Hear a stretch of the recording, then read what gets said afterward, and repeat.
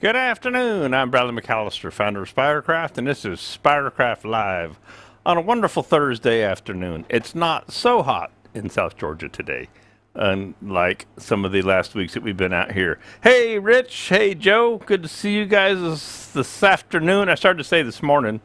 I've been going hard this morning, and I can't tell morning from afternoon sometimes. Anyway, great to have you guys in today. I was like a minute or two late. I was over sharpening bowl gouge, and I don't know what I did to it, but it had a big old giant divot in it. And so I was doing a little extra mowing, if you will, on the bowl gouge that I'll be using today. Let's see here. I got stuff all over the place. Yeah, it's still hot. You're down in Florida, Rich. It's going to be hot. It's going to be hot in January. Got this big old piece of wood. So as you may have seen in the social media posts, I'm working on the building next door, making that my inventory building finally, and getting the insulation up and stuff like that. Well, back in one of the back corners, because when I first got here 10 years ago, that was the only building I had to work in. And I had a Jet 1642 set up in there until just recently. And that's where I would turn. And I also had, believe it or not, it's a 12 by 20 building.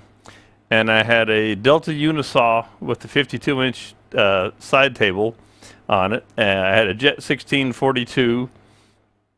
I got a counter, a variety of shelves. I was actually doing woodworking in that teeny space. So now it's headed for being storage. So where I was headed with that is there's a bunch of wood over there back in the back corner that I hadn't seen in a long time. And this ambrosia blank happens to be one of them. Well, we got that on already.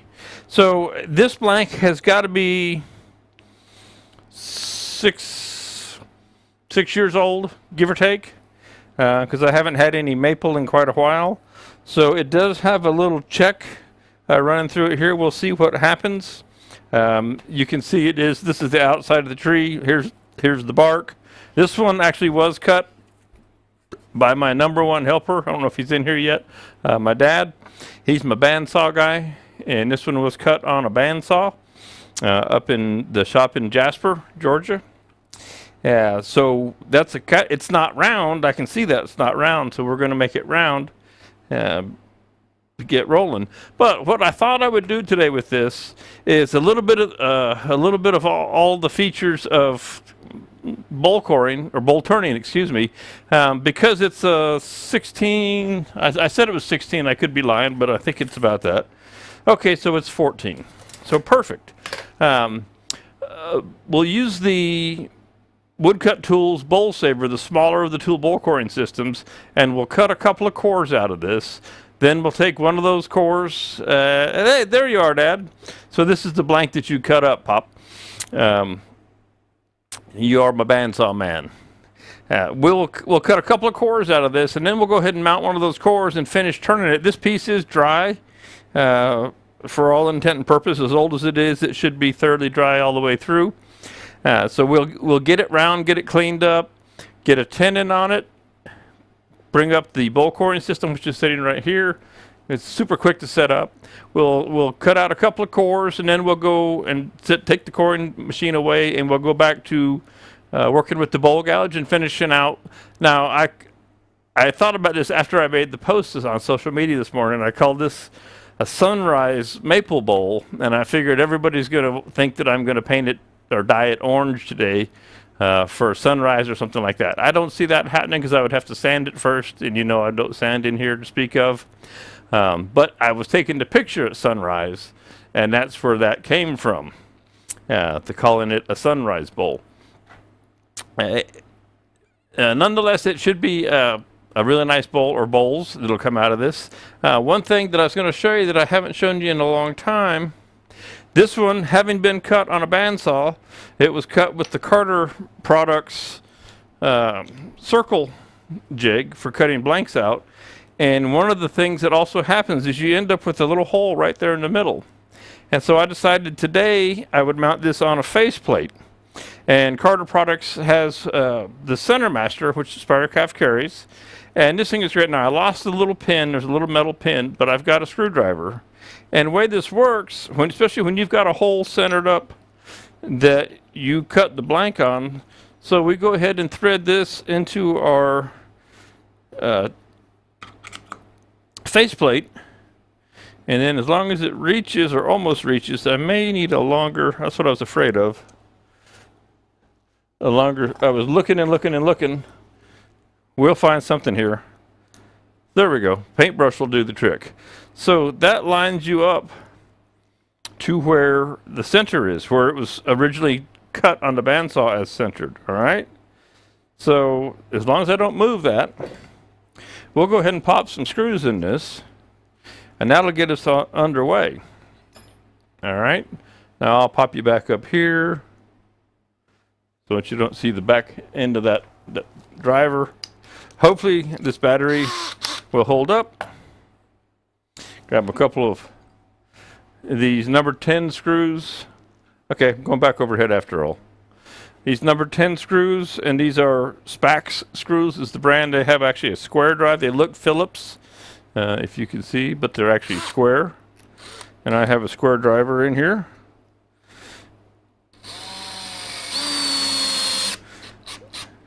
And this thing is not perfectly round, so I'm not worried about it being perfectly centered. I'm going to set this to where it clutches, because we don't want to strip these out. All right, now we can pop that out of there.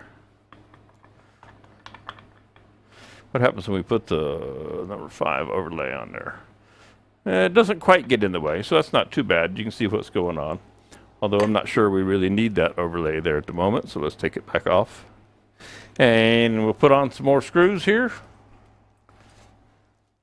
Again, this is dry, so it will be harder to cut. You know, everybody likes to show doing stuff with nice green wood where it's all soft and wet and you get the big curly shavings flying off of there. When you're working with a piece of wood that's dry, it's been hardened as it dries. Not nearly as easy to make those big showy shavings, but we'll work on it nonetheless. Because I got to do something with these blanks, and I might as well go ahead and turn them and get on with it. We'll get a couple of bowls out of here. And again, I'm only partway as usual set up, because like I was out cutting grass before it got hot today. I decided I needed to. That was my mission.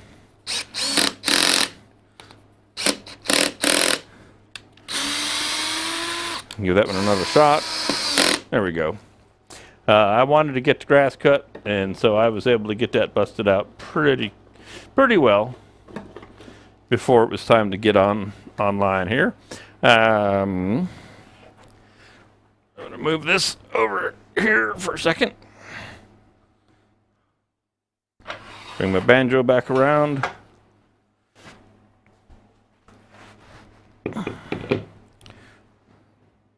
Now we'll make a big old tenon for this guy. I've got the Nova Titan chuck out here. And when you're coring, using the core, you want as big a tenon as you have jaws to work with. Okay. All right. So I've got a set of 5-inch jaws out here.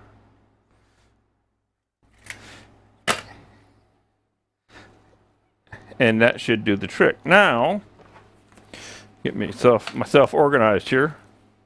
I also need to turn the brake back on. Rich, if you remember, we turned the brake off last week, or turned it down. I'm going to turn it back up.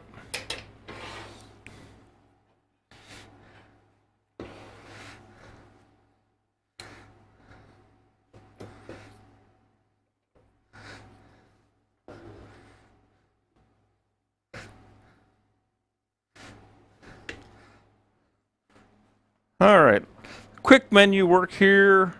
So I will just leave you in the overhead for a minute while I'm punching on the menu, because I need one for over my shoulder a camera for doing that.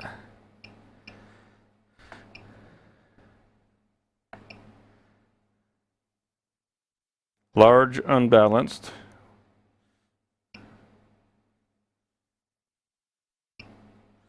Lathe settings. Stop brake on, brake power. Let's take the brake power, goes to 19. Let's take it up to about 14, something like that.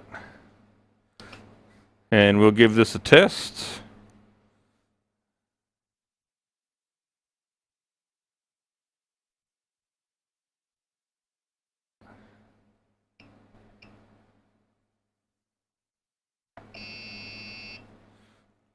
All right.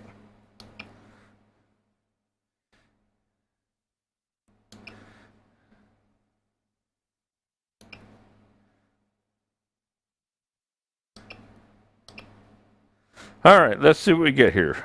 I've got it set at 50 RPMs right now because I have no idea how this is going to spin. Hey, Josh, how you doing? Fixing my brush hog today.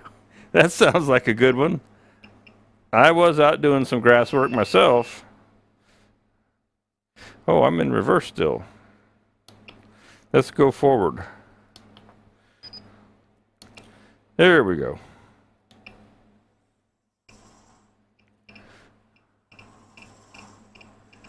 We're just going to dial this up. I'm going up through 200, 250. We want as much as we can get without things being crazy.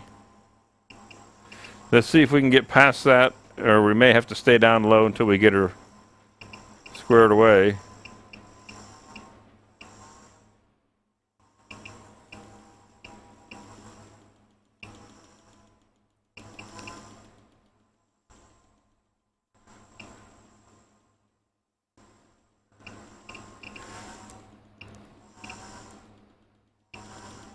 So there's a little, oh, I see the camera's at an angle up there. Hey, California! Gonzalo, good to see ya. So 480, 500. So the lathe quit shaking at 500, more or less. We're going to let it sit there, and I'm going to adjust. I'm going to change the cameras around here a little bit. I just want to let that run and see what's going on. So I'm going to pop this over here, bring me back up, and that overhead camera needs a little bit of adjustment.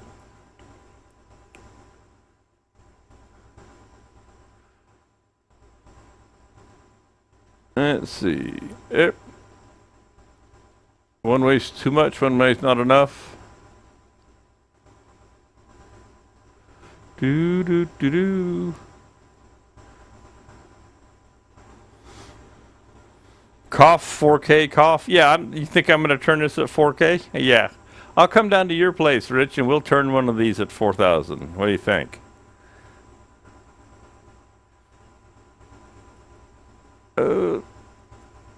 That's pretty good there. And I need to move it so you can see one side. At least, you know, me moving this around, you don't get dizzy watching. Okay? And I'm going to put my hand right up here to set the focus. All right. This is 18.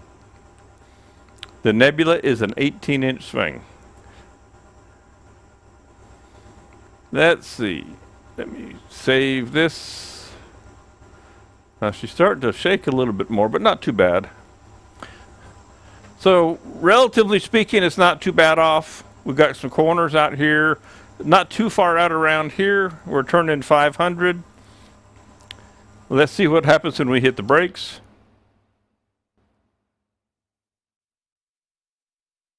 I don't have the brake engaged enough, obviously. So let me go to the menu, because I want it to come to a stop.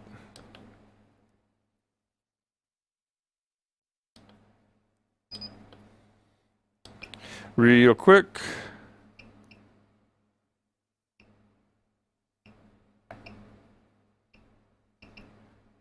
Yeah, I was only at 1% there. I don't know how I didn't save that.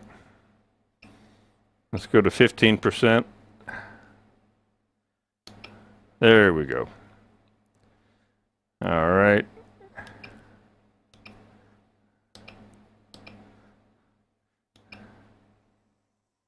So with the braking on, it starts up slowly and the unbalanced. And then when we hit off, brings it to a nice, soft, and safe stop. I love the braking system on the Nebula here. It works great. So we're set there. It's not the best looking faceplate mount that I've ever seen in the world, so we'll be a little careful. First thing I want to do is take off the bark, because we know it's going to come flying off of there. And let's see, how does this look in the end? We'll just go to the end. There we go. I just take an old chisel.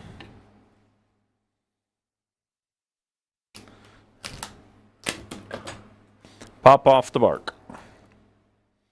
It's where you find your bugs and your bug holes.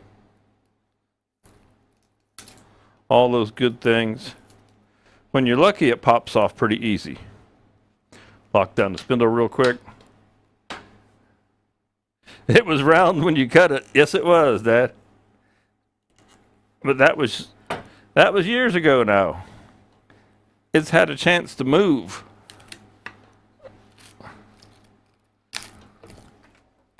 So last week, you guys didn't see it, but I was using my rubber mallet out here, and the head of the rubber mallet, guess it's one I've had too long, broke slap in two. So that mallet is no longer any good. I don't know why this is still here, other than that I haven't cleaned up. So I'm 86 on a mallet out here right now.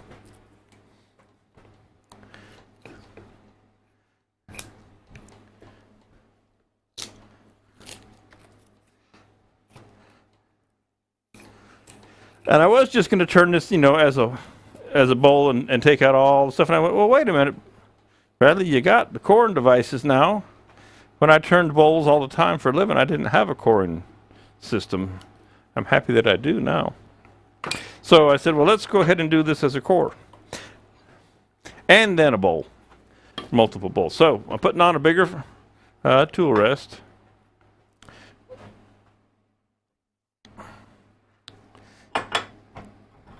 And the first mission, of course, is to get this true. Let's see, let's see if that doesn't get in the way too much. No, that's not in the way. Okay.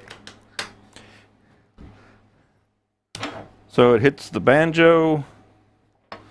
We'll have to do our adjusting.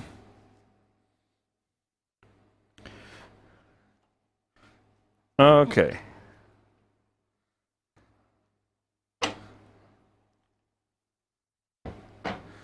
And I think we'll run the tailstock back a little bit further. Give us some room for the tool rest to come around the corner here.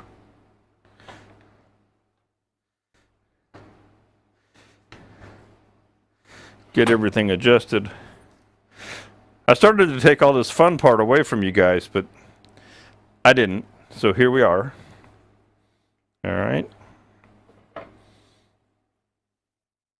Always turn something like this by hand. Again, we're going to be turning this at 500 RPMs. That's where she's set.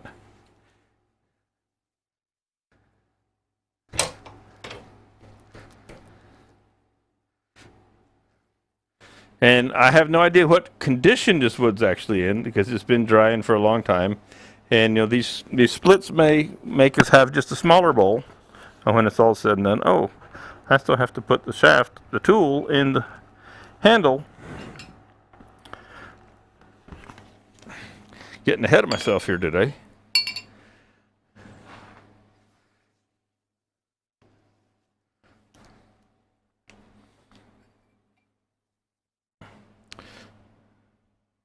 So I've got Carter & Son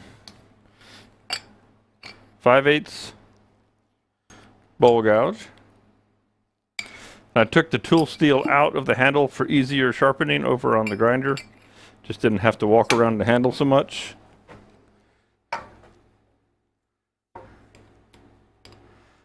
These are great tools.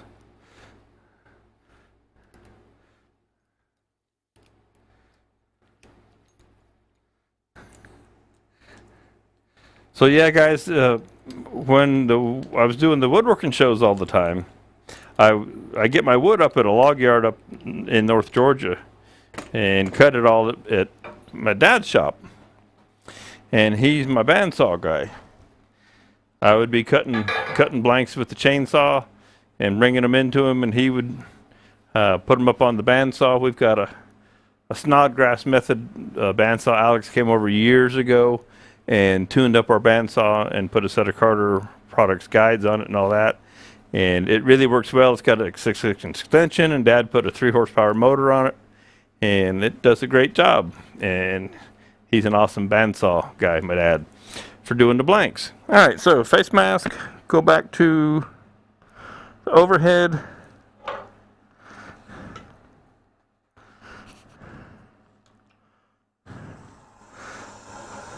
Starts up nice and slow. Get all these things out of the way.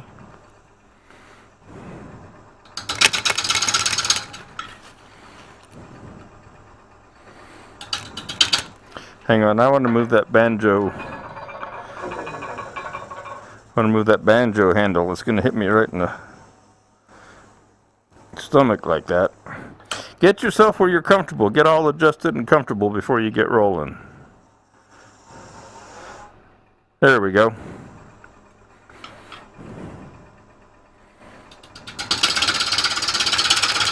One last thing, that tool rest is a little high. I always forget that with this one. Drop her down as far as it'll go. Alright, I think I'm ready now. Finally.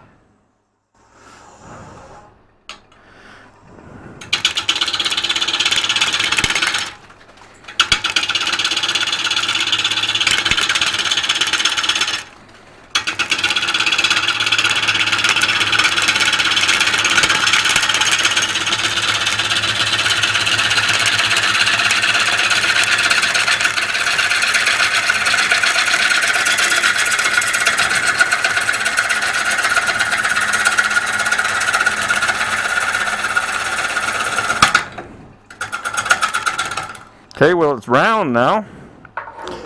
Bottom is not square, trued up, but the piece is round. One pass, so it was really close there, Dad. Even after however many years, it was close to being round.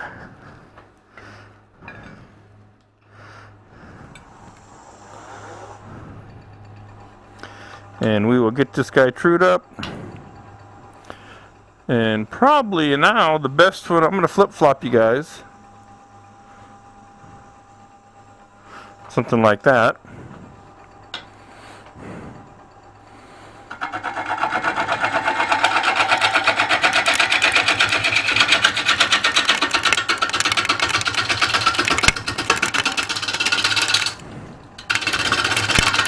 We'll just get this corner off of here.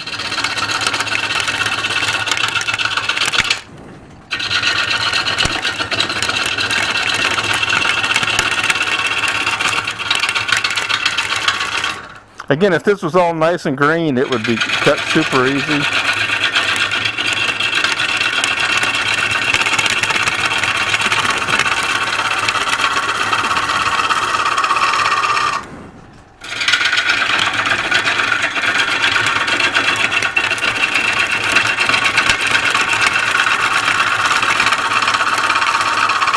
And stop and move my banjo tool rest. Still got nice, it's got some bug holes in it, imagine that, but it's still got nice ambrosia look to it. Okay.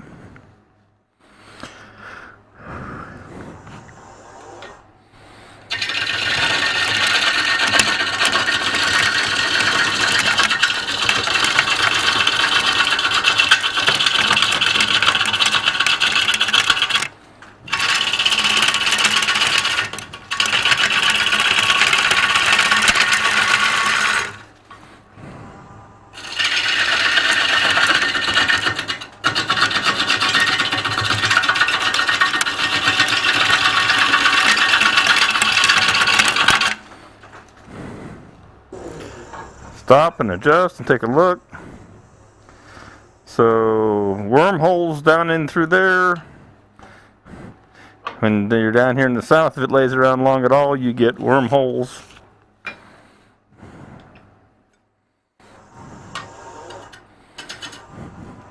Let's see if we can't get a little more speed too. Make this easier. So now that we've knocked some of the corners off, we quickly went right past the 500 mark. There's 700.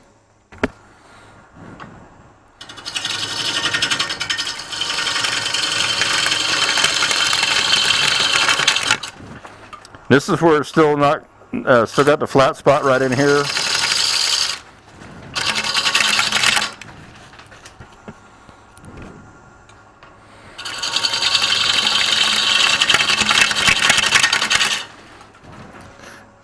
Let's throw this away from me for a second.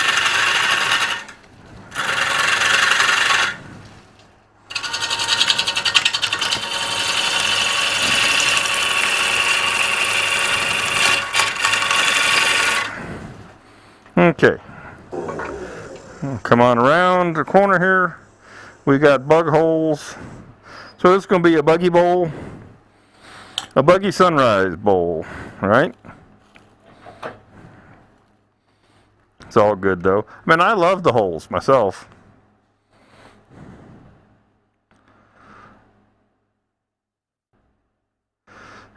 Not sure what 86 it means, but I'm just past that at 87. 86, that's when something, you're out of something. When the restaurant runs out of green beans, they're 86 on green beans. That's what that means. At least in the context that I'm aware of.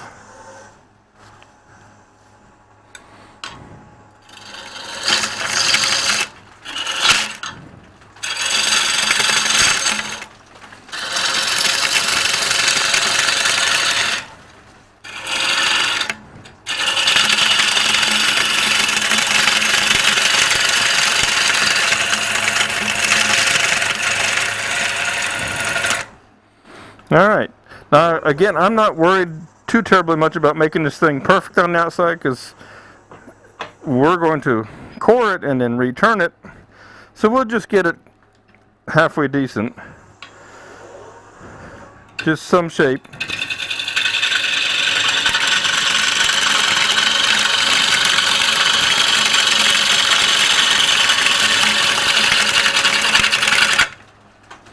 And then we'll work out our tendon down here. So you can see I left a large area for the tendon because we're going to make a big one.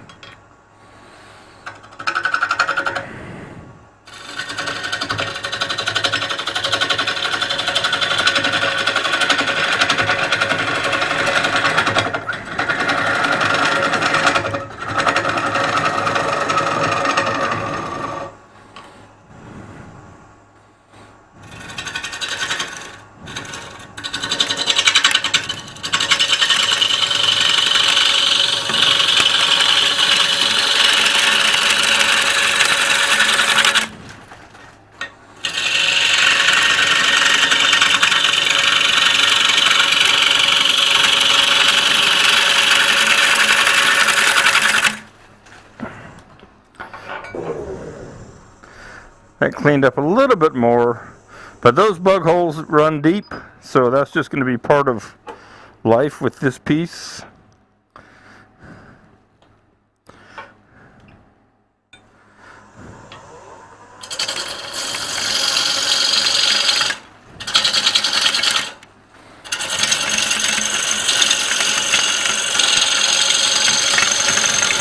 Again, this piece has got to be 10 years old. Maybe not quite 10.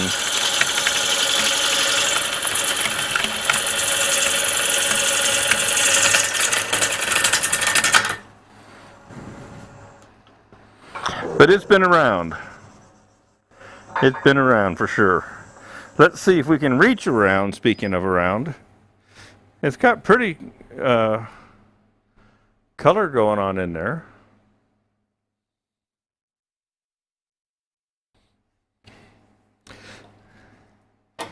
Just to get some of the weight off it. Let's see if we can't flatten out this front side just a little bit. That way we know what we got.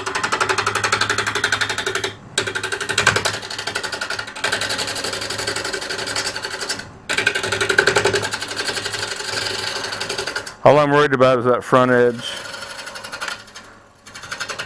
I just want to know where it is.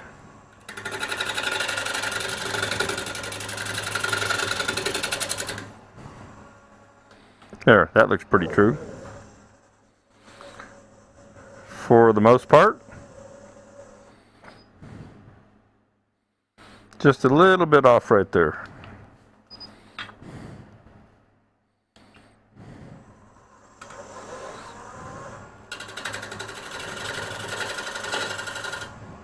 Just a reference point. We'll clean that up when we get it turned around.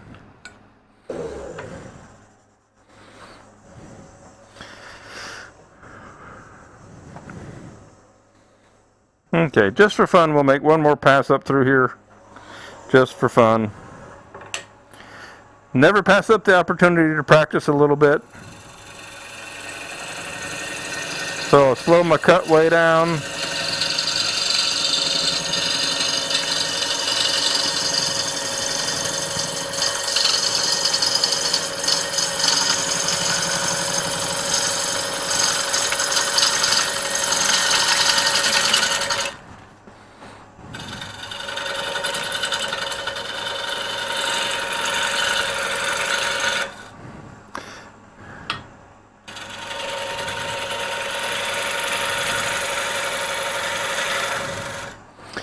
You start fussing with them, you know what I mean?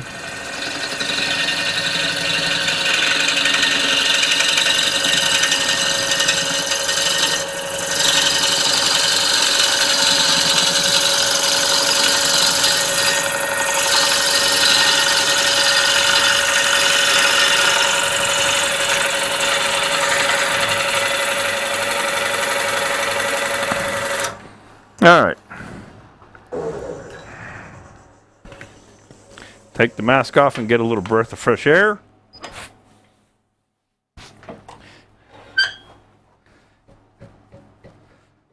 Take that tailstock away. Why is it my phone always rings when I start the live stream? All right, let's see here. We need our calipers. And our big chuck.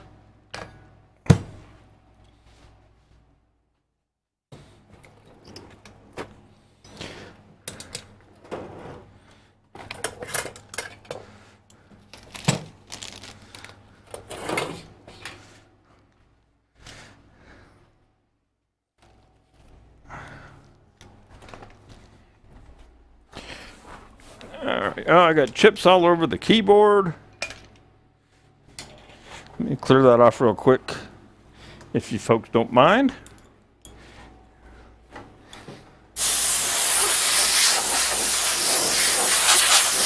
Sometimes I turn it upside down. All right. Reaching over here to set my chuck jaws, my caliper for that.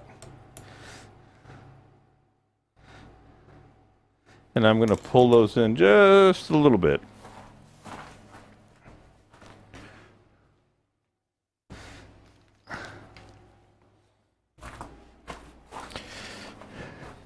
Good thing I turned the air conditioning on this morning out here.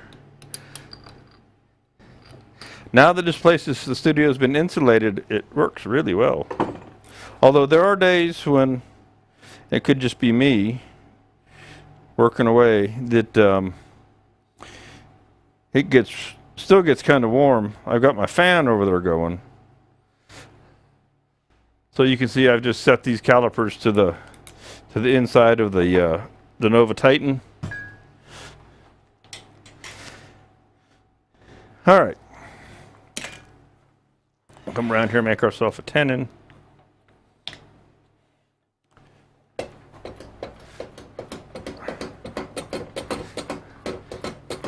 Get that live center out of the way so I don't put a hole in my elbow.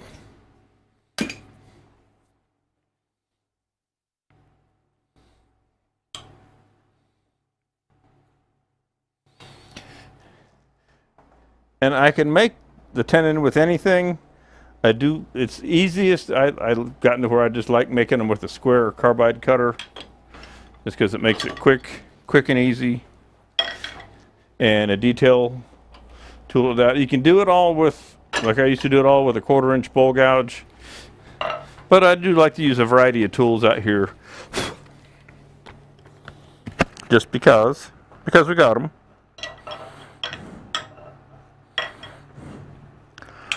Raise that up just a little bit. So let me flip-flop you again. There we go.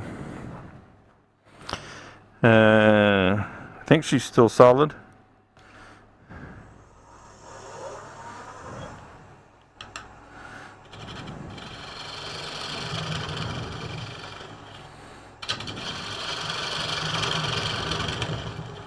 And I just hold it up there and wing it. I just take a look. And that big outer line right there gives me a reference. And we are making a tenon. So I'll go a little on the big side. Okay, and then just very lightly. And I double check that, and that's like right on the money, close enough to right on the money. So with these square carbide cutters, you can come sideways, you can go straight in,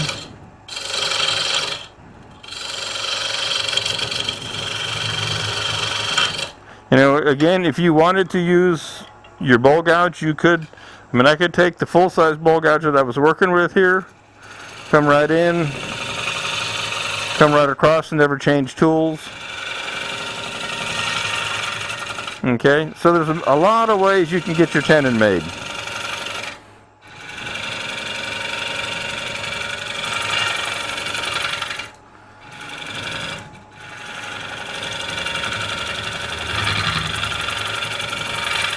Make sure that this is concave just a touch.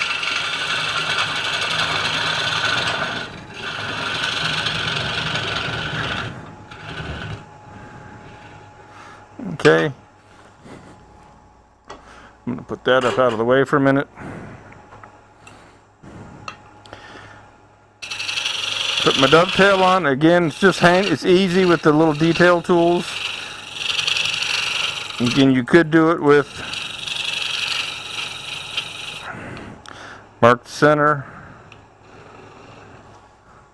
You can literally make it your tenon with any tool you want to.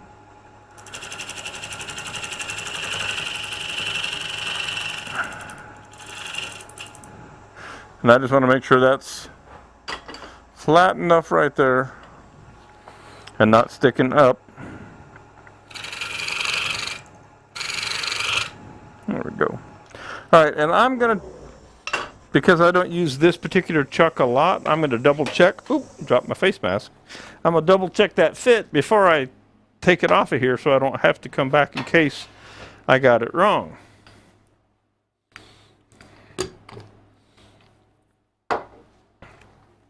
Should be just right. Or all but just right.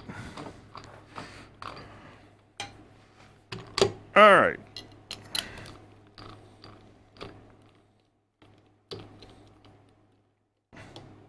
Yeah, so we've got a little bit bigger gap than I might normally make, but I'm going to live with it. All right. So just not too small, that's all that matters in reality. So we are ready to turn this guy around, get set up with the coring device, and I am going to take it. It's one of the habits I like to do. Where'd I go? Here. I took my speed. I was up at 700, and so while I'm doing different things, I went ahead and I hit F1 on this, the fast controls, back to 250, not 1250, 250. Just so that when I inadvertently turn it on, it's not turning 700 RPMs again. And I got chips all over me. Let's see if that'll pop yet.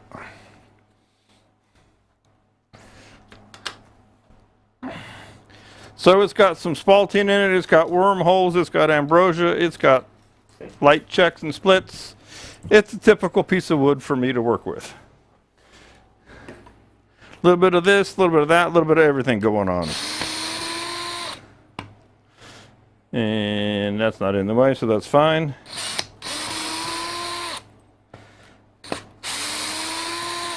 I just noticing as I took my face shield off, my summer haircut's holding in there, but it won't be long where I need to go back over and get her trimmed up. And I do need to replace these screws. They're starting to get worn. Just because they're square drive doesn't mean you get to use them forever.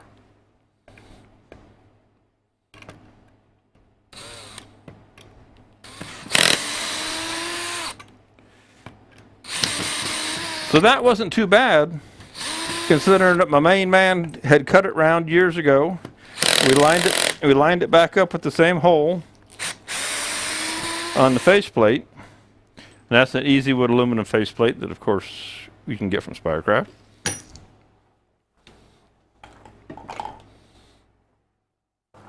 All right. Put this guy over here for a minute. I know some people, won't mess with wormy wood and things like that, but I like it personally. I have fun with it. Howdy, can't stay. Well, I'm glad you came by. Stay long as you can. Whatever that might be. We're happy to have you for whatever time you can make it.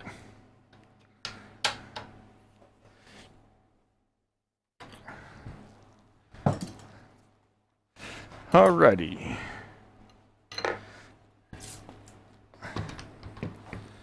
Pops right in there. Unlock the spindle.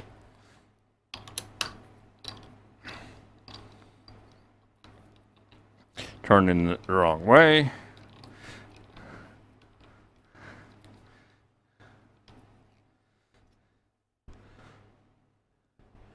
And so looking down inside here, you can't quite see, especially in the small one, but I have just about a 1/16 or less of clearance down on the bottom of the jaws, which is exactly what I want. Looks like that's mounted pretty true. So we'll snug this guy up. Hello from Atlanta. Hello, Charlie. How you doing? We appreciate you dropping in today.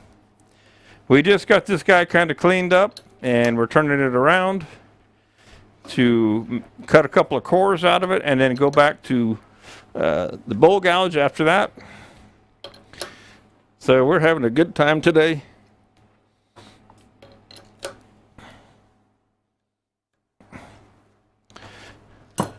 Okay, let's clean up the face.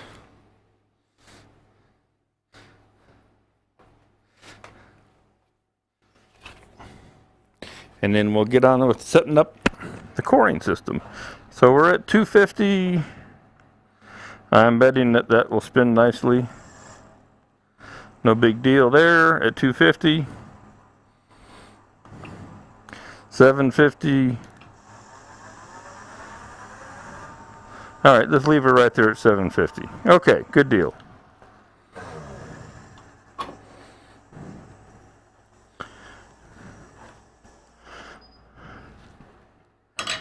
All right, now to clean right up there, so we'll put you back in main overhead, and let's go there and there, like that. Let's come in here and draw away on this. Get this flat.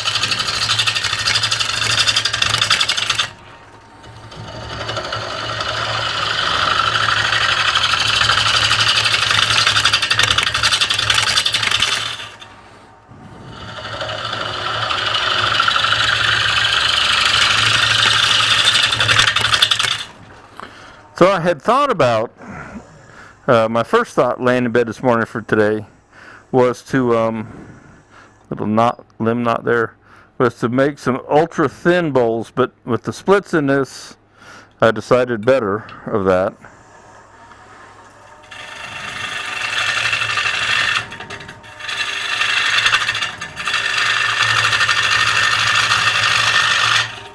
That's all we need to do there.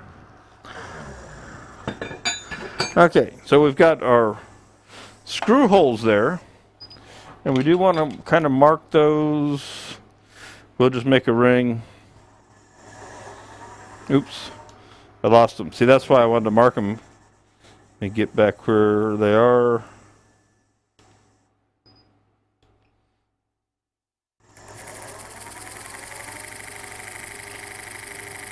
Just so I know when I'm playing around if I can't see them, or to remind me. Now the question is, gang,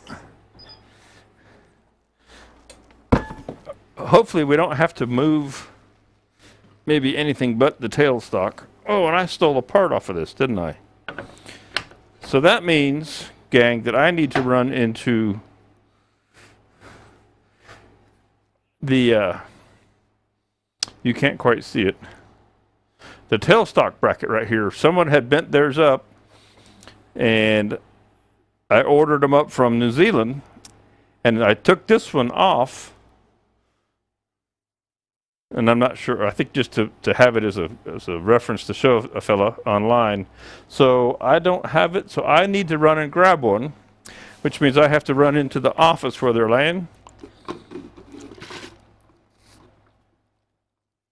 So if you all will excuse me, it'll take about 2 minutes, and I'll leave that pretty piece of wood there, and I'm going to run to the house, to the office, and get this clamp, tailstock clamp. You'll be able to hear me the whole way as I walk through the freshly cut lawn. I always love testing this microphone. It's supposed to be 300-foot range. Walk into a 1910 house with glass and plaster and see if I disappear or if I stay on the whole time.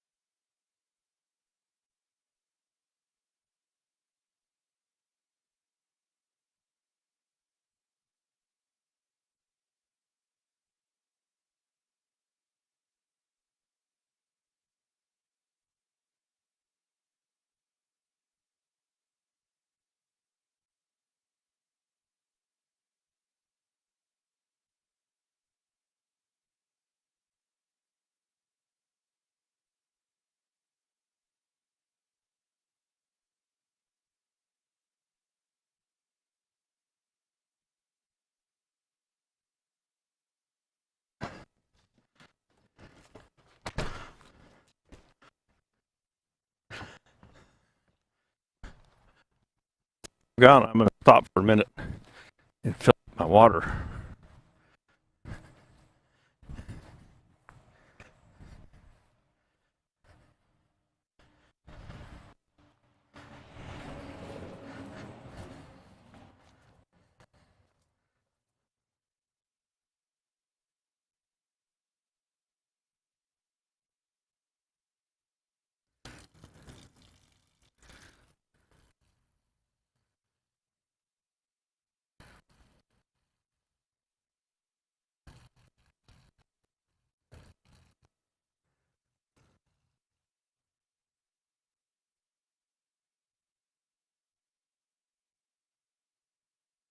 Okay, headed back to the studio now. Boy, it's hot out here. Pretty day, but it is hot. Maybe we'll get the afternoon thunderstorms.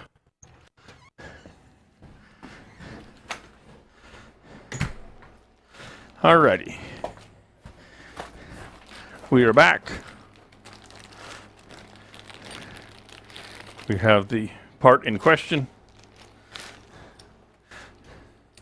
Yes, I disappeared. But I'm back. I was only gone momentarily.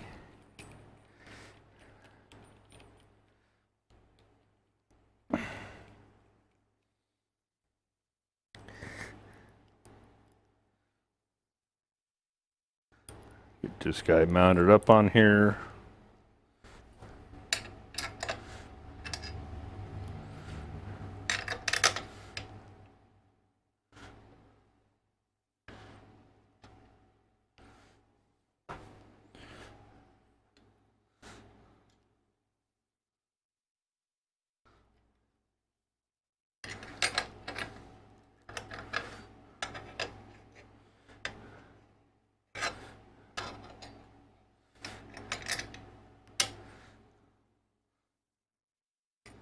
All right.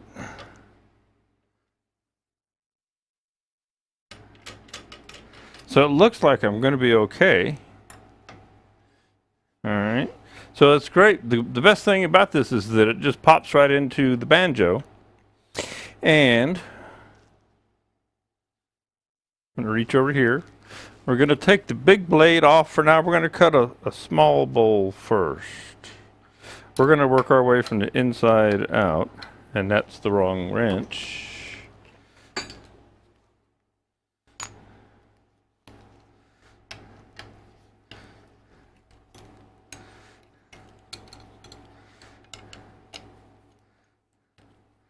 It's pretty pieces of wood.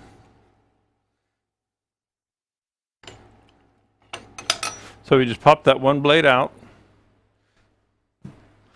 And actually I should have you in the overhead right now, so let me switch you around. So I just took out the big blade.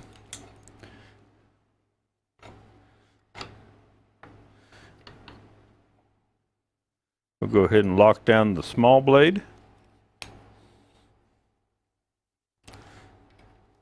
Now I've got the Spidercraft B&I has the large version of this, the Max 4, on special right now. Free shipping, which will save you up to $45 in shipping from flat rate shipping.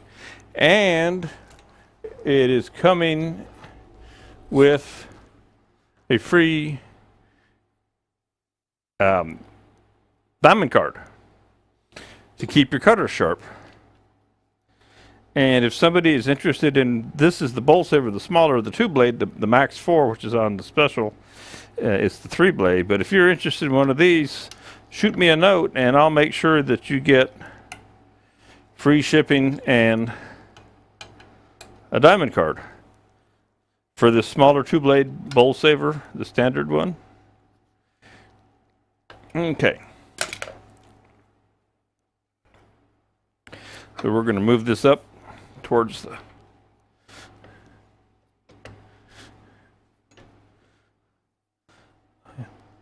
I wonder, got to check something else here. Am I high over there? Can't tell, can't go any further. Looks like I need to drop my tool rest down just, or I've got a stop collar down here, and it looks like I need to come down just a fuzz on that. Just a little teeny bit.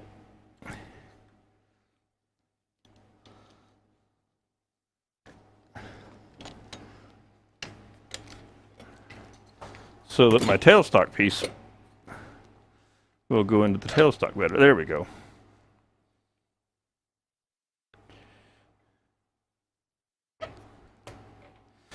And lock that back up. It was probably adjusted for the Colt, which was just a little different.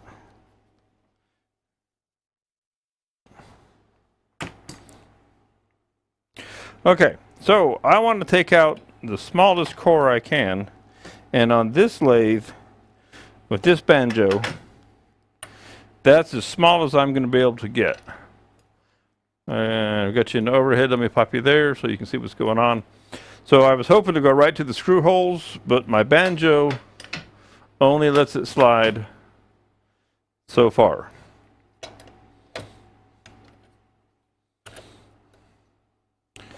So we'll get things dialed in.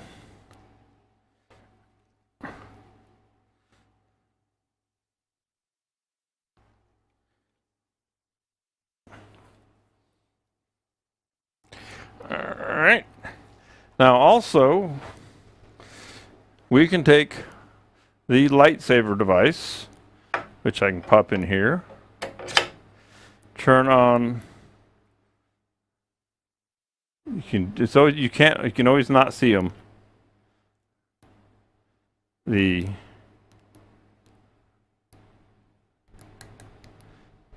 laser.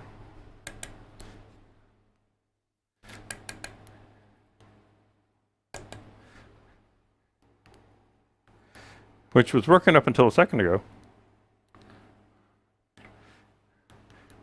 my luck,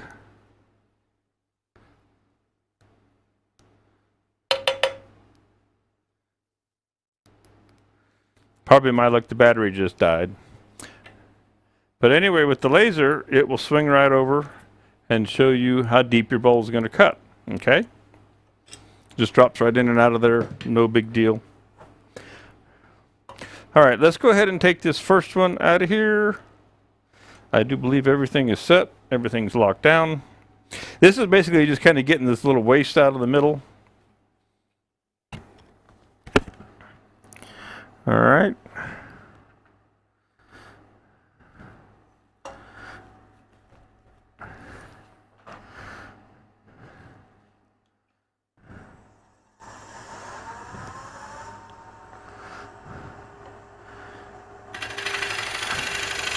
So in this one I've got it right now, I'm turning about 750.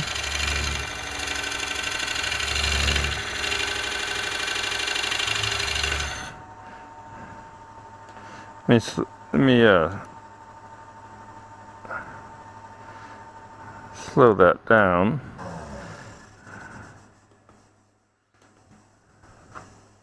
To 500.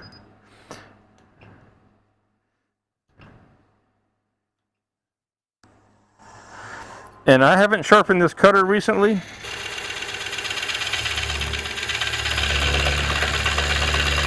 So we'll see if we need to tune it up or not.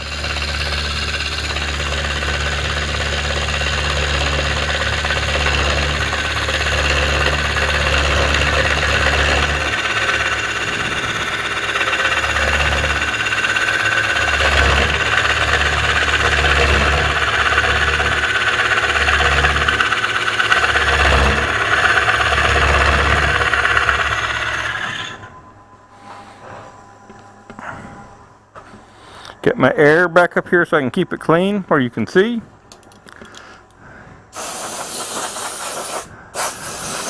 And you're watching the end view there, which looks all right.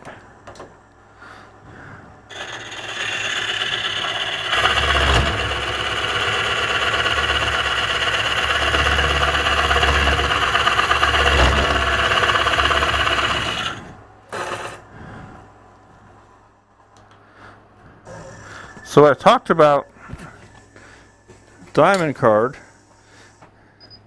and without undoing everything, a narrow one sometimes is a little bit better.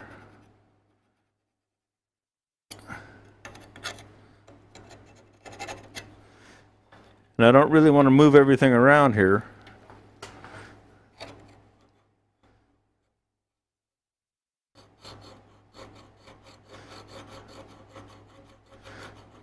Doesn't take much to clean them up.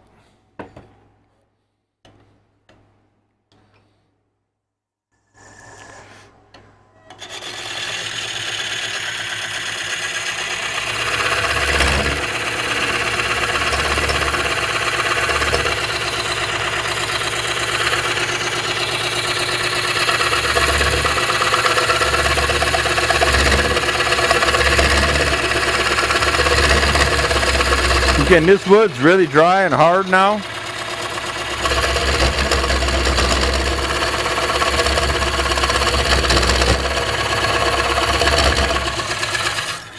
But this still beats beating on it with a bowl gouge.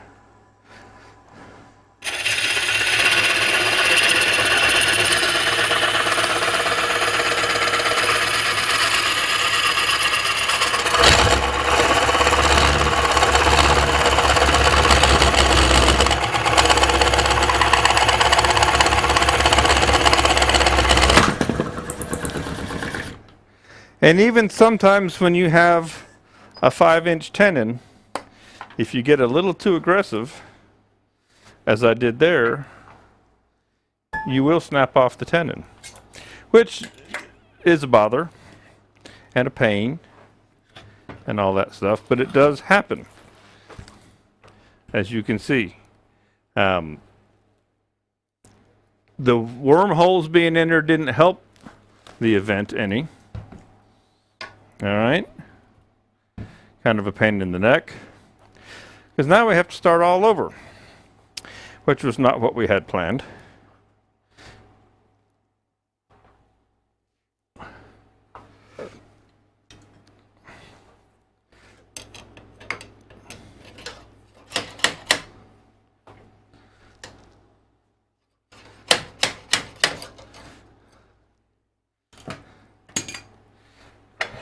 At least it pops out of here really quick, like so.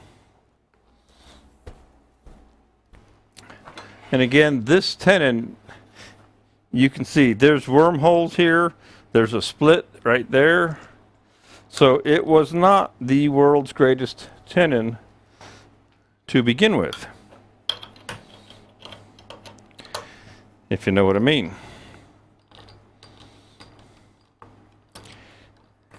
And though it was 5 inches in diameter, I believe, 4 3/4, nonetheless, wormholes here. There is a split. I'm trying to show it to you guys. It was not a stellar tenon. We made to go with it. Well, it's a little funnier when it happens to somebody else. Yeah, but it does happen, you know. I mean, that's kind of part of, unfortunately, sometimes part of the deal, right? And also, unfortunately, for me to mount this into a set of jaws, the easy way to get this thing redone. Let me see what I can do to make this so I can make another tenon on here. I got a couple of ideas here.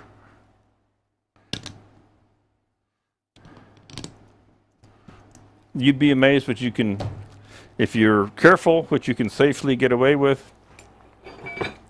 If you are creative. Yeah, it happens. You think it's the first time it's happened to me? Not even close.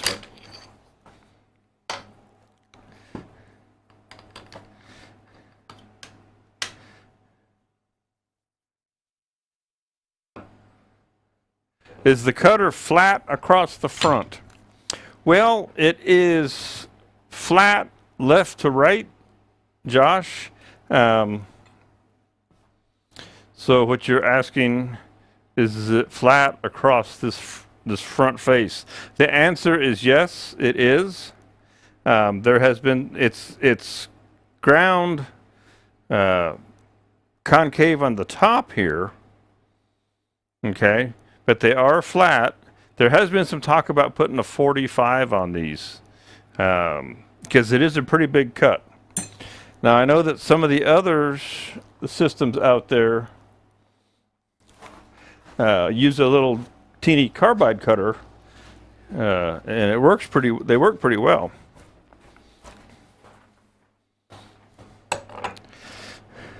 So yeah, you know, it is a big cutter.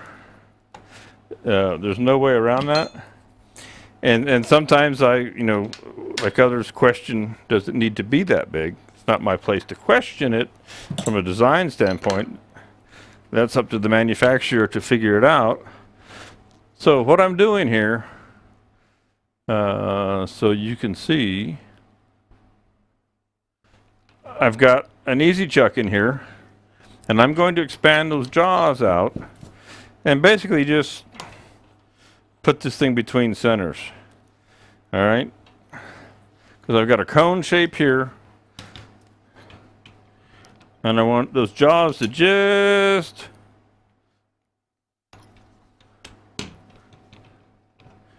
bottom out in there.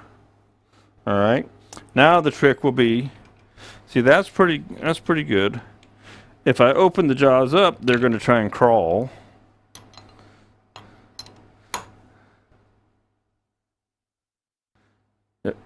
If I can get it to take up as much space as possible without rolling.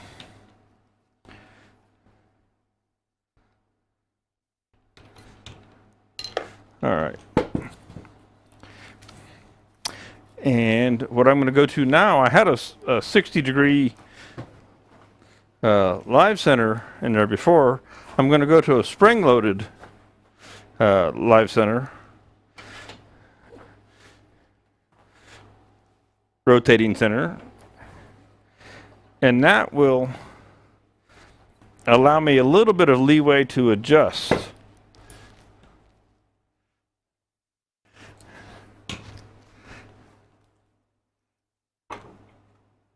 Yeah, you're right, it is a lot of torque. And I, was going easy on it.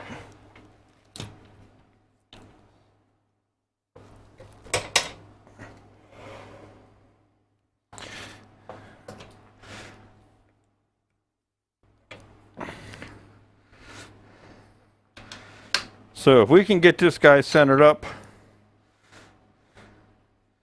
halfway decent, it's something I can live with, and I think I can live with that.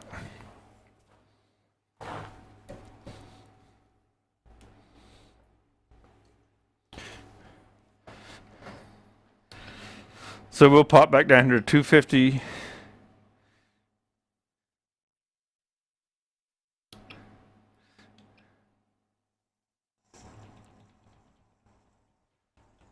So I've done worse. Okay.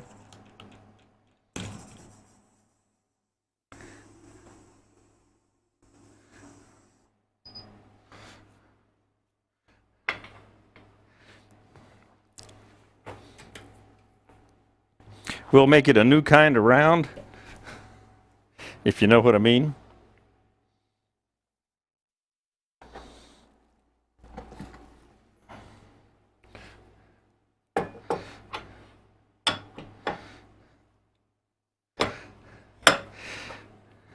The beauty of when these kind of things happen, I don't mind, because it happens to everybody. Even if you have a piece of green wood, if you get too much torque in there, as Josh is saying, it will snap the green. They're a lot more pliable when they're green.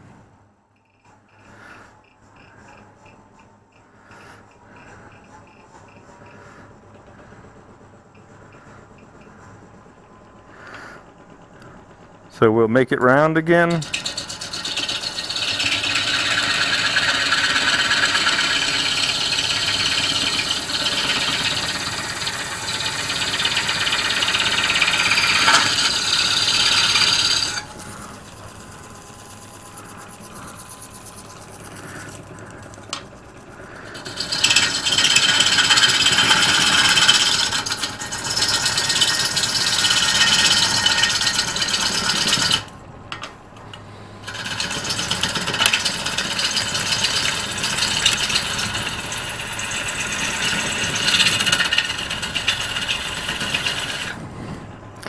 You never know what you're going to get when you start cleaning up the tool shed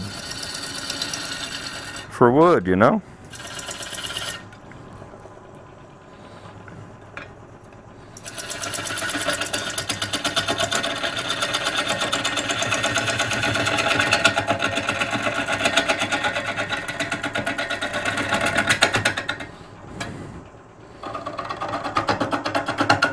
Get rid of that snapped off guy.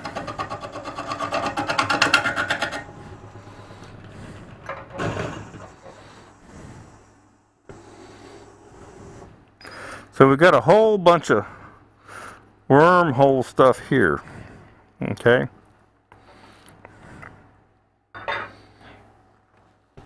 And I'm just thinking to myself,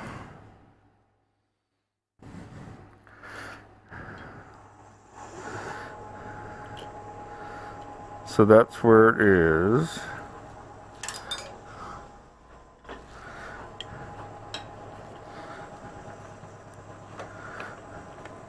I hate having to start over.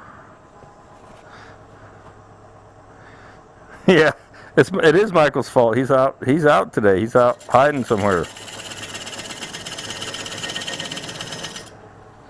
I blame the wood being really old, and actually what I want is right in here.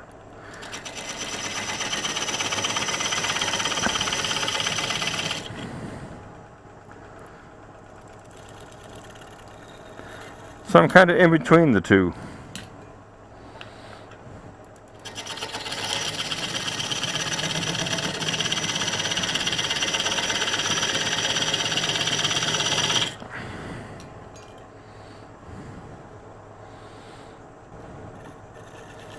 Okay.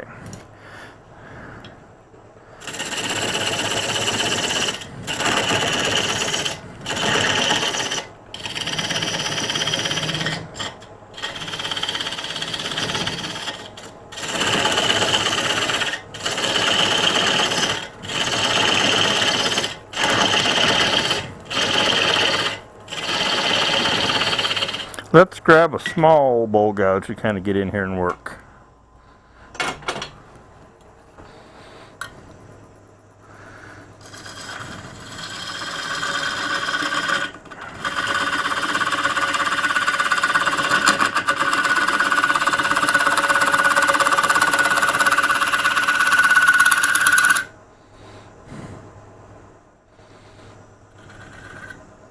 Make sure that's nice and flat there.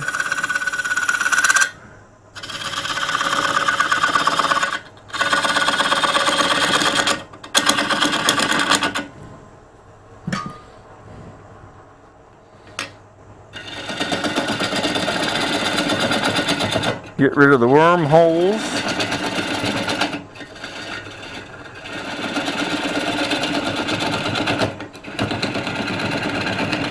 The last of this we'll take away with the chisel, but we'll get a lot of it out of here with the detail tool.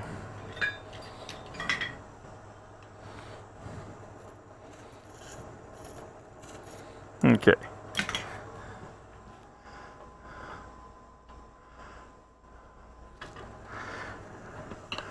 See, can you see there? Let me switch you over. You can see what I'm doing.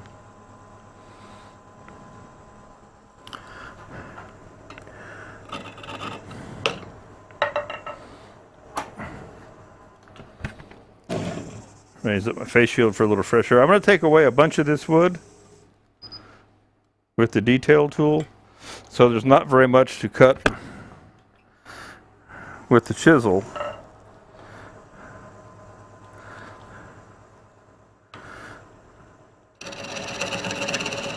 So you can come in here and get a lot of this out of the way.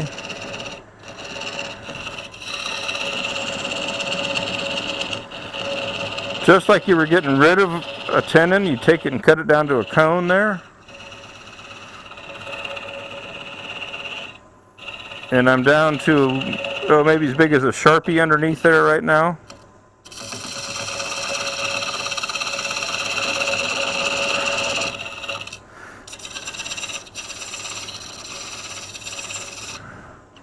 Okay, so, you know, it's a little bit of a setback, but you don't lose a lot of time if you don't fuss around too much.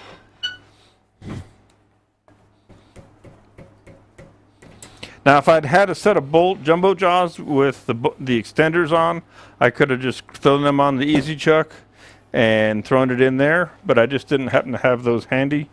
Now, don't watch this, because as I told you earlier, I broke my hammer the other day, right? So we'll use some other device. Don't need much.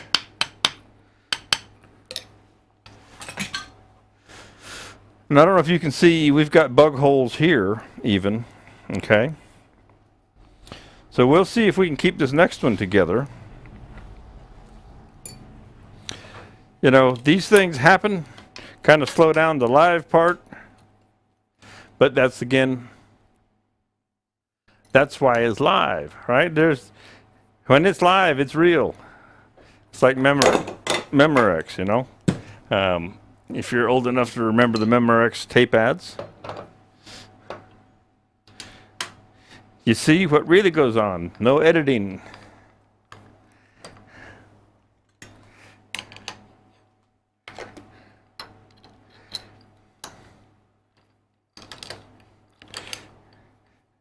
And this wood is probably getting to lose some of its strength now. As it starts to, I mean, there is a spalting going on, which means it's, it's starting to break down. So it's losing some strength.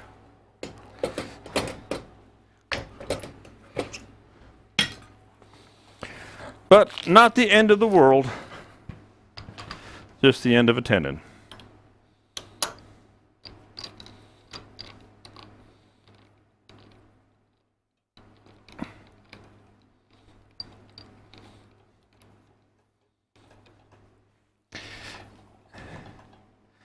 And I actually kind of saw that as I was cutting, and it was, getting grabby.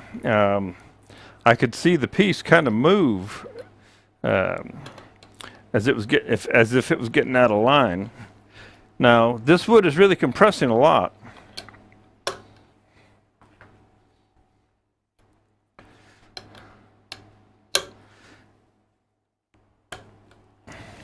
So we'll let her compress.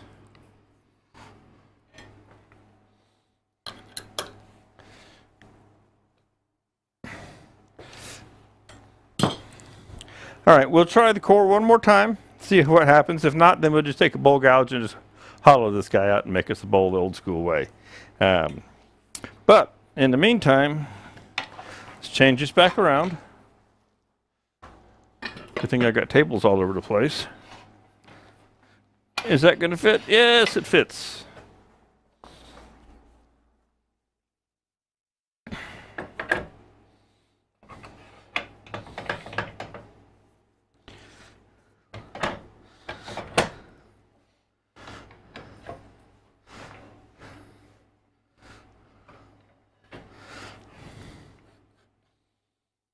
And let's see if we can't get up in here and at least finish what we were doing,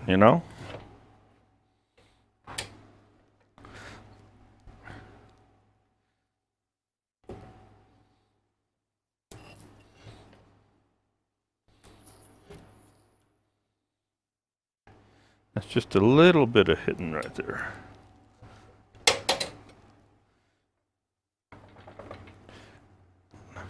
Make myself a little more clearance back there.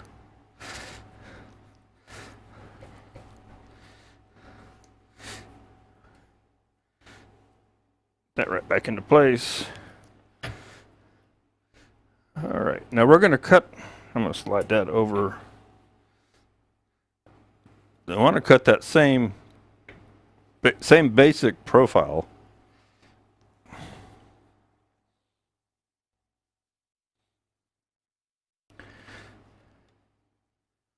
Okay, y'all ready? Let me flip you over to the end camera, and the overhead is there, and I'm going to get a sip of water, and we'll see if we can't finish that hole out.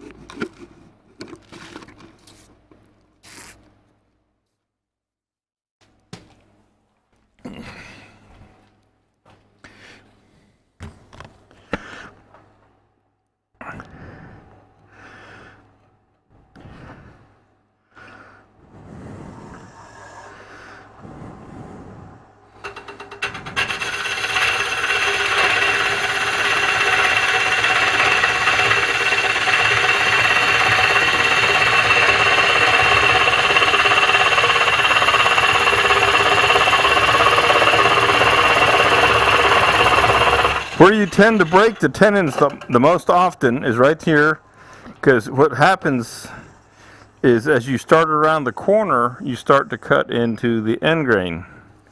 That's where you most often have an issue. Okay?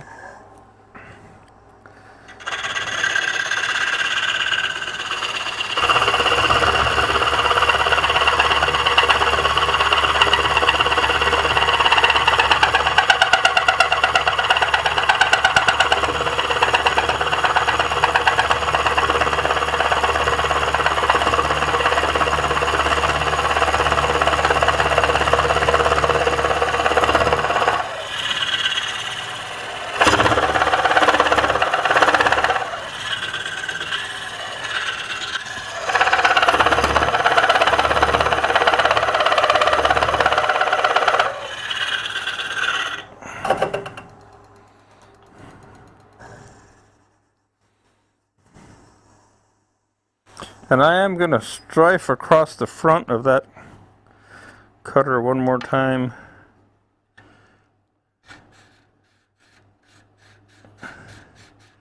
The front and the sides are important.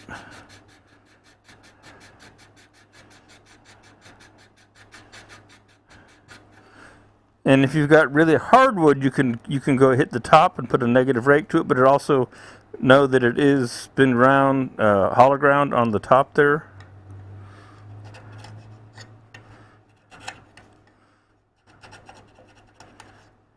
And probably without a small card can't get on that inside.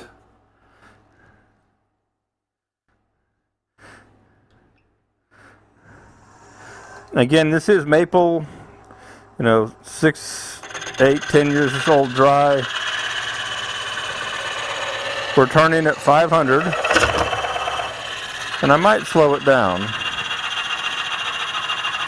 Let me see what happens.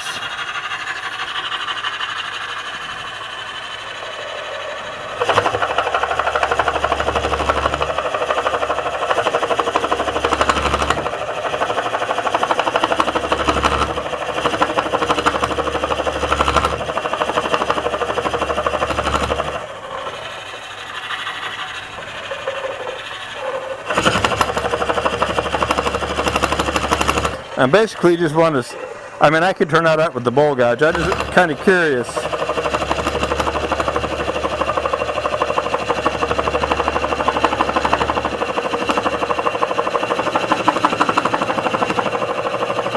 Now you can hear it, it's coming around the corner there. It's just that one section.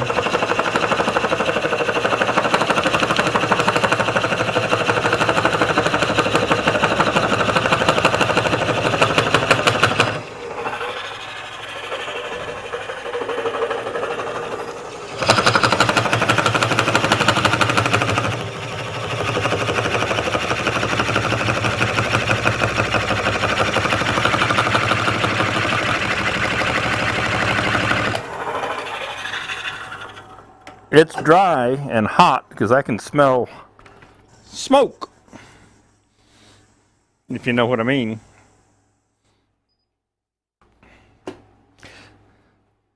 So let's do this. Since we're having a little bit of fun here today and things are doing whatever they want to do,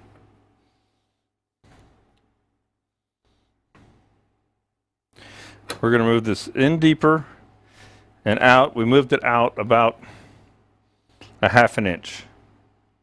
Okay? And again, I'm not worried about this particular piece of wood right here. I'm just curious to see if this will cut this next section or not. And then we'll probably switch blades.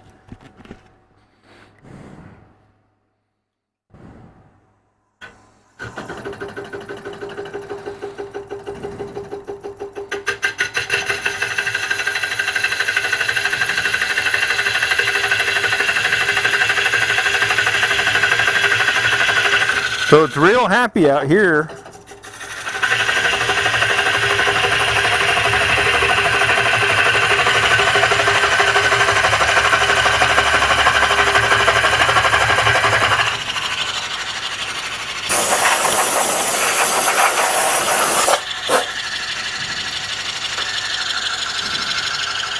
You feel like it's going to go again with the slightest catch?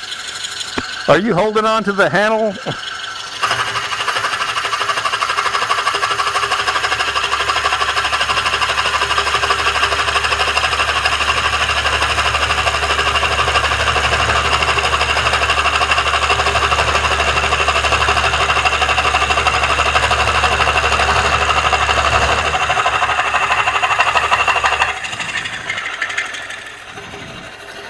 I am going to stop and double check because you hear, I don't know if you guys can hear the vibration, and I don't know if the wood is just compressing because it's so old.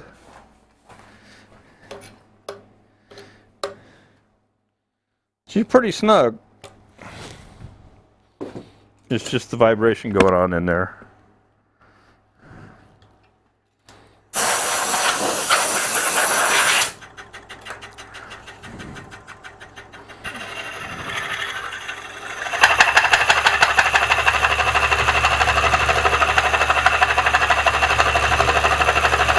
Now the other thing you can do, and it helps, is you can make just a slight relief cut. So I open up the banjo and just move it over, literally more like a fat 16th there. Okay.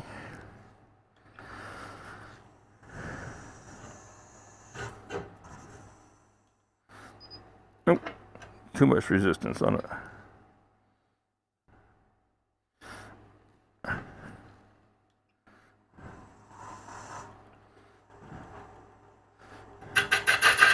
And it'll give it a little more room down in there.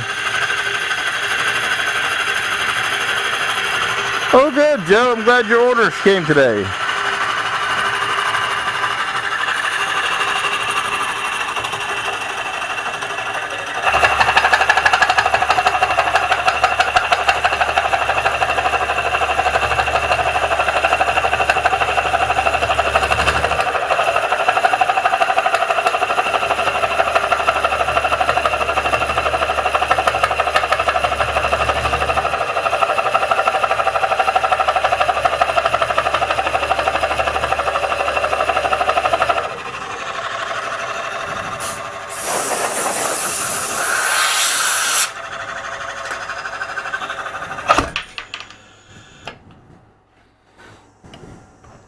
So that's how you snap the tenon, even though we didn't snap that one. So when it grabbed in there and the lathe stopped, let's see if it knocked the bowl crooked. Yeah, it did.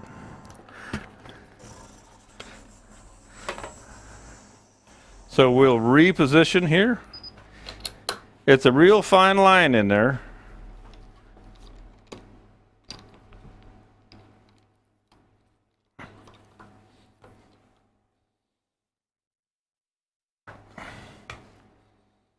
It's kind of back to where it needs to be. All right. All right.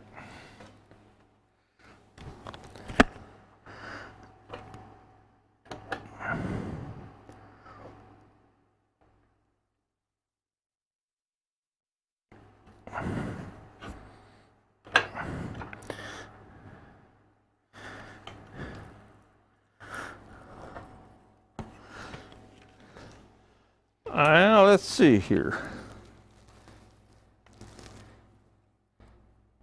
I seem to have vibrated my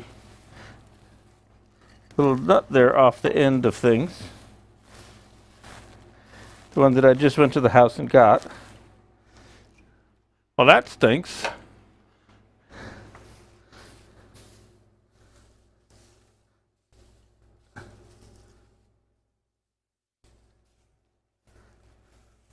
The nut that locks down the tailstock piece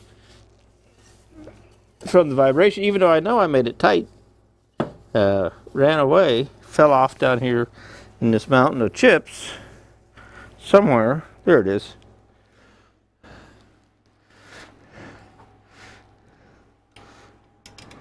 Which could have an effect on vibration. And I had made sure that it was tight.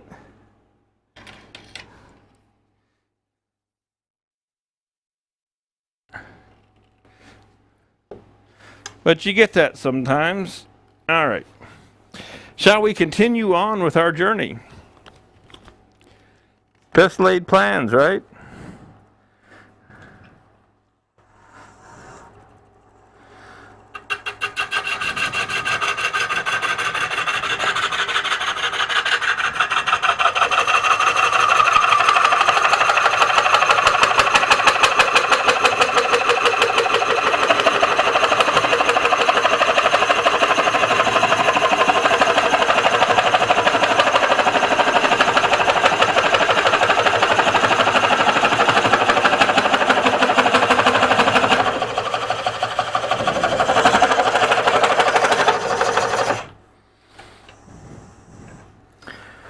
Need another washer for that I lost. She's coming apart, Scotty. She's coming apart. Hang on just a second.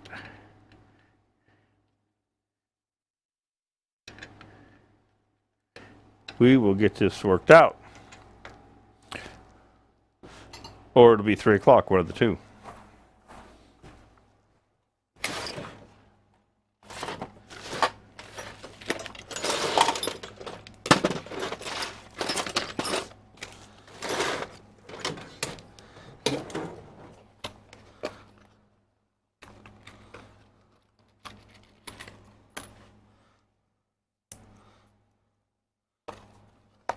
Hopefully that hole is the right size. Handy to have a box of washers in your toolbox. And those are just slightly too small. All right, so that means I have to run next door, which is not as far as the office has previously ran to. It's just literally 10 feet away. Grab some bigger washers. Don't you love live? You never know what you're going to get. You never know when it's going to go perfectly smooth and everything's just as easy as it can be, and you never know when it's going to go south and make you earn it for the day.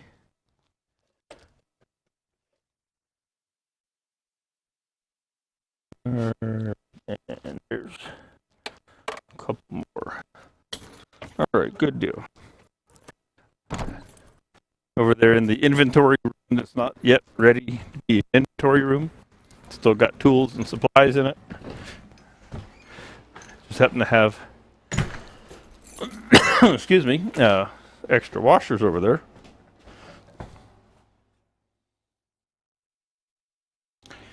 Let's put a couple of washers on there. So that, without the lock washer, which is now down in the chips for sure, it got loose, without a doubt.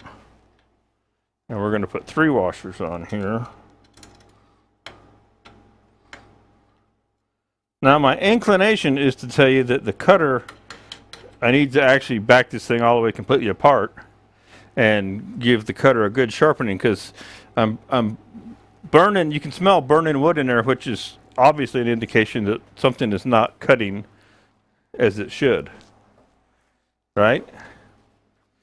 But I would like to just kind of finish this out so that I don't have to tear it apart and start all over again.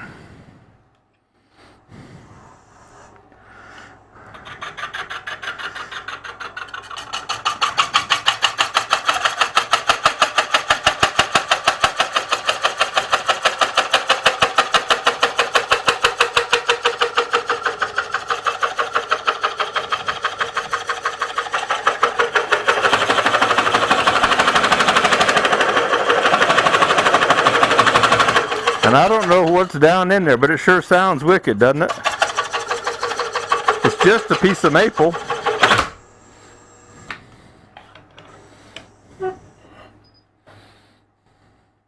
Just a piece of maple.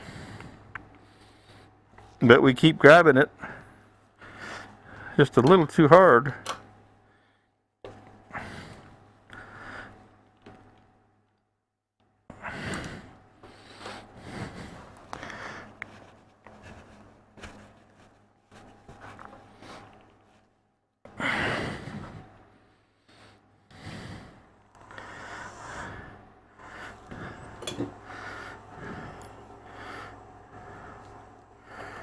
You know what I'm going to do? Let's do this. I'm curious. Let's just drop back. Kind of punt here for a second. Turn that off. That blade's going to be hot. But let's go ahead, take that blade out. It's easier than taking everything apart. And see if we can't sharpen that blade up. I just hit it while it was sitting in there. Let's see if we can't give it a respectable tune.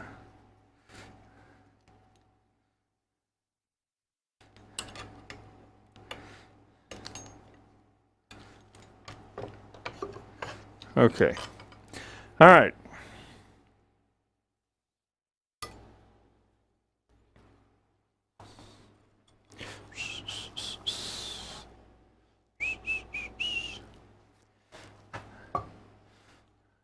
Let's see what we got here.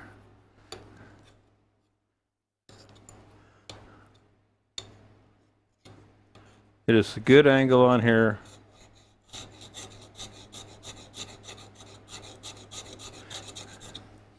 And it may or may not make a difference with the grain that we're hitting in there. But we'll see.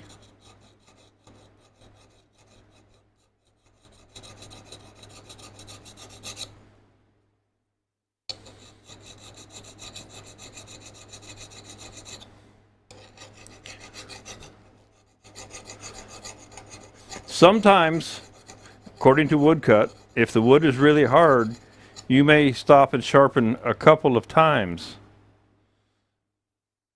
in the course of coring a piece out. Okay?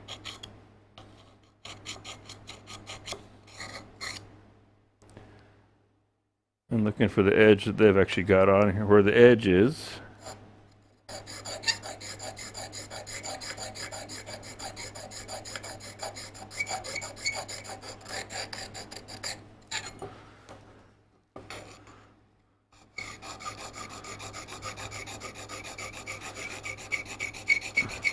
Because this is the first one, the original Bowlsaver that I had come in as a piece to work with, a demo tool, if you will.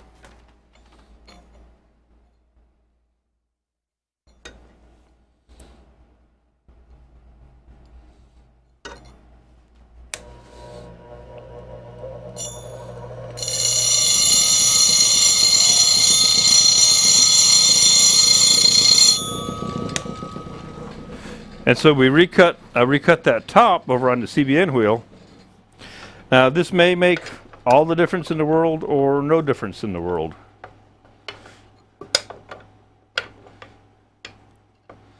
See if we can get this back in here without having to disassemble.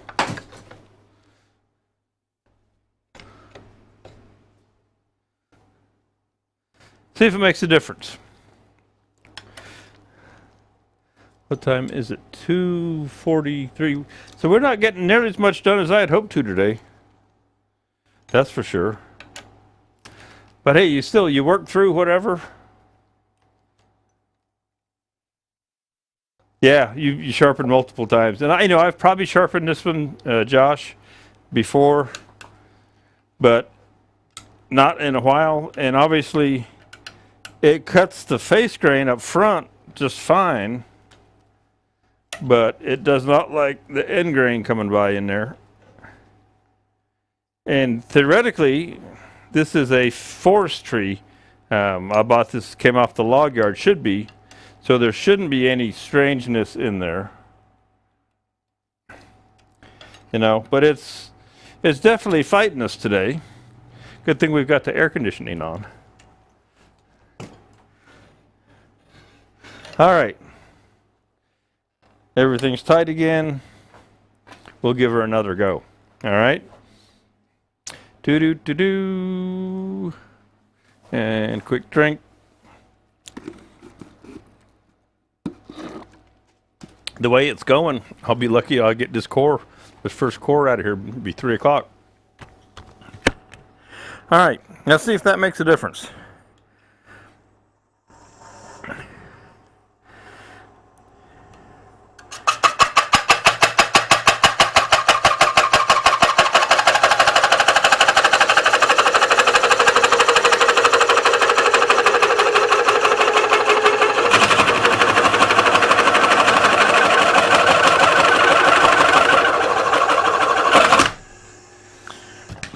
Well, it broke the bowl and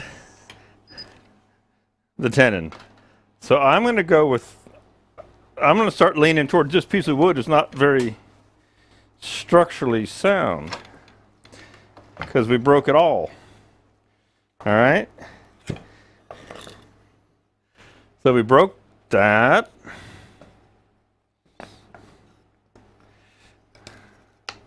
Ripped the bottom right out of it. That's crazy. Okay. Now, am I having fun today or what? And so there's what was about to come out of there. All right, before it snapped off.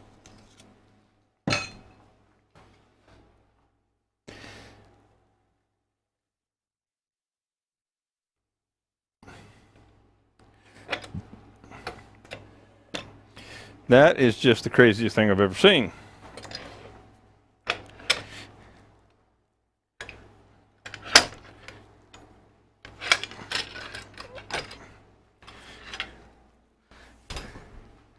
Now, wait till you see down inside here. So we snapped the tenon as well, again.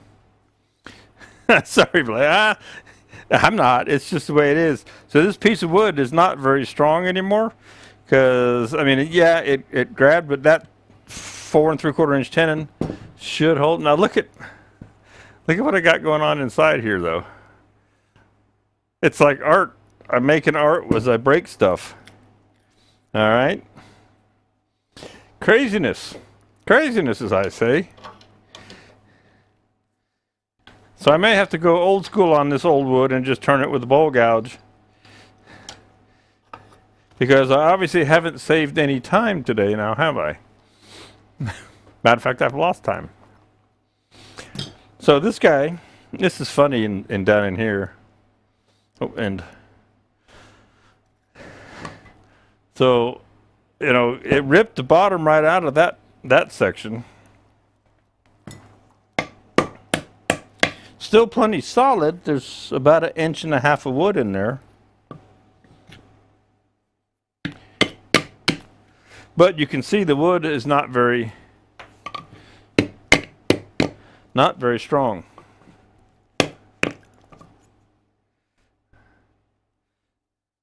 And there you can see the dark for earlier on, unless that's something that was in there. I mean, it looks like rust, but I'm thinking that's where I was burning this.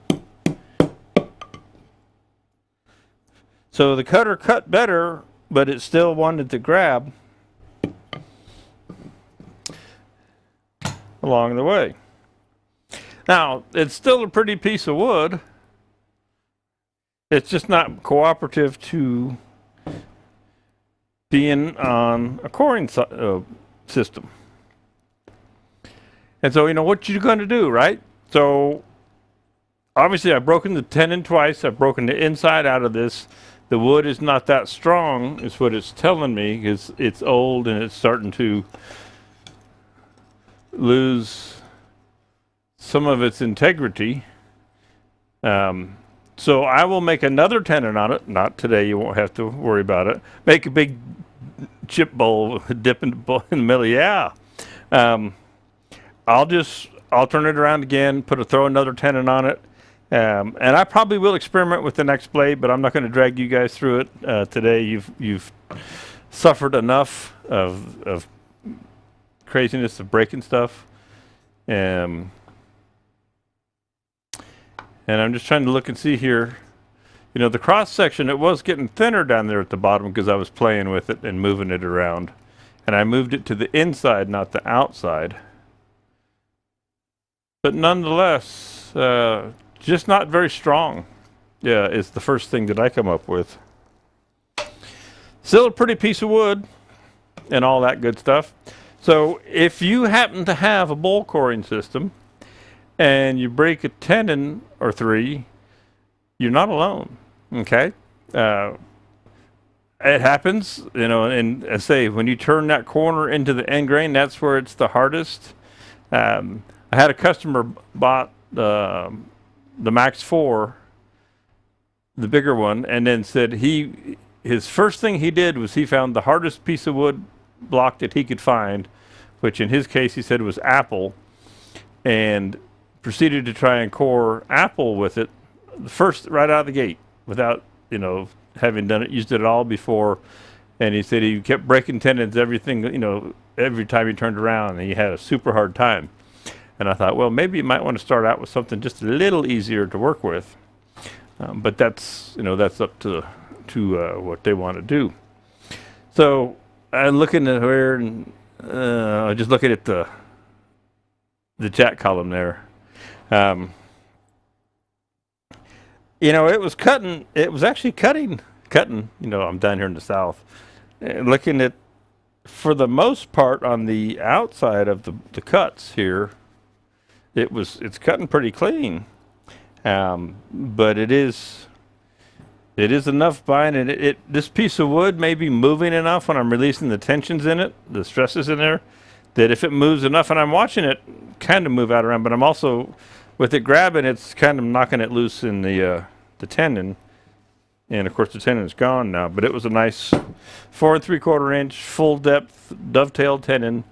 But again, the wood isn't super strong, so that's the first place it's going to go.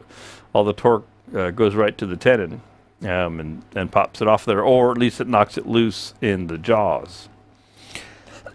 So it's a pretty piece of wood, so I'm not going to give up on it because it's got some nice character to it. Okay. But I won't put you through any more of it today at 2:52. So we came out of the gate at a dead gallop, and we're going back to the barn, just walking and holding the reins. But hey, you get that sometimes. At least I didn't break the lathe this time. Yeah, I have been known to break the lathe here when it's live. Now, haven't I, Rich? If it's gonna go wrong, I can make it happen. I'm a good tester. Have been for a long time. I've tested a lot of stuff, and if you want to find out if it's got a weak spot, sometimes I'm the guy to find it for you. But I had fun today, nonetheless. Like I say, going into this 10-year-old piece of dry wood, I knew would be challenging, to be polite to it. But you get that sometimes. So I had fun, regardless of the broken tendons and whatnot. And I hope you picked up something so that you'll know that if it happens to you, it's not just you. Do make sure your cutters are sharp. We never even got to the bowl turning part, so I'll save that for next week. We'll just use bowl gouge. I'll get these couple of cores roughed out, and then we'll put tendon on them.